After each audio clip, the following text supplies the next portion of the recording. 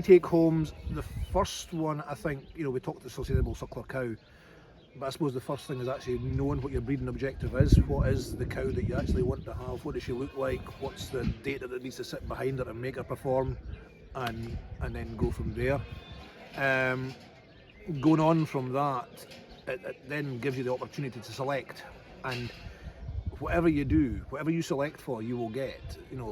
Breeding is a great thing because whatever you select for is what will happen. So if you keep on calving at 3, you get cows that calve at 3. If you calve at 2, you get cows that calve at 2. So you get what you select for. So whatever you then select from that breeding programme, from that breeding objective, that's what you'll get in time.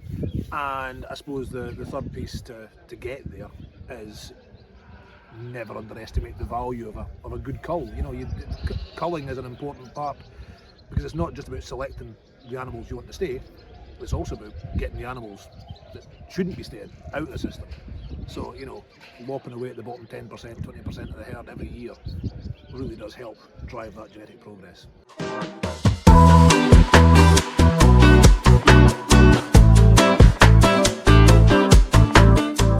In terms of nature conservation and the discussion that we've had this afternoon, I think there are 3 main things that people should be thinking about.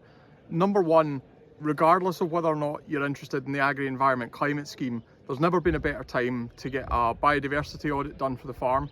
It looks increasingly likely that that's going to form part of the whole farm plan going forward for farmers to secure their basic payment. It'll certainly be one of the components, and it'll do you no harm to have that nature account, if you like, of what's present on the farm.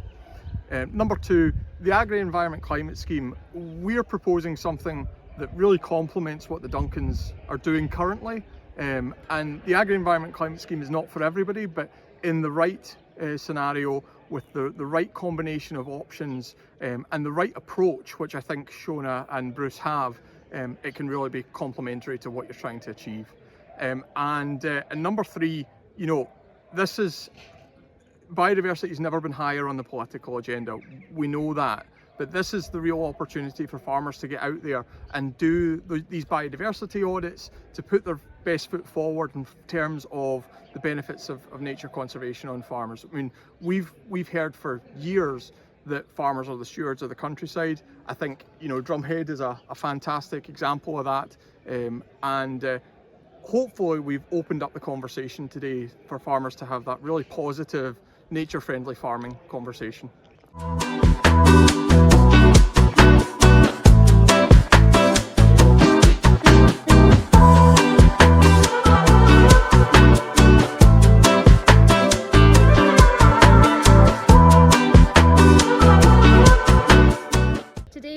Talking about roundworms in sheep and cattle and the type of testing that we can do for that. So our 3 take-home messages would be to do fecal egg counts before you think about treating your animals with wormers. Make sure they need the treatment. To test after you've done your treatment, so post-treatment, just to check that those wormers are working. And we've also been talking about our online tool today, which is free on the Modern website. It's called Feck Check, and it can help you understand what those roundworm worm egg counts mean and what to do next after your testing.